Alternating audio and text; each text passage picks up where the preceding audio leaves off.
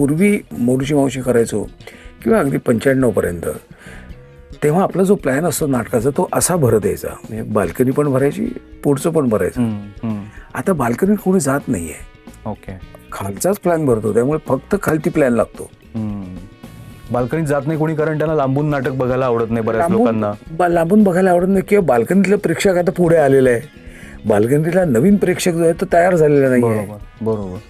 नाही का, म्हणजे पूर्वी तू बाल्कनीत बघत असशील 18-20 वर्षाचा असताना बाबांबरोबर, पण आता तू 40 वर्षाचा झाल्यानंतर नाही, आता मला पुढे बघून बसायचंय. पण त्याच वेळी वरचा प्रेक्षक तयार नाही झालाय. बरं, IQ मध्ये फरक नाही आहे बरं का. म्हणजे तू आज 200 रुपयाचं तिकीट काढणारा आणि 500 रुपयाचं तिकीट काढणारा IQ मध्ये फरक आहे का? नाही. कुठे हसायचं, किती हसायचं, कधी हसायचं, हे दोघांनाही बरोबर कळतंय. पण वरती बघून नाटक यार पहिल्या लाईनीतच मजा येते असं खूप आहेत. त्यामुळे हाऊसफुलचा प्लॅनच होत नाही. काही थोडी मोजकी नाटकं असली तरच होतो.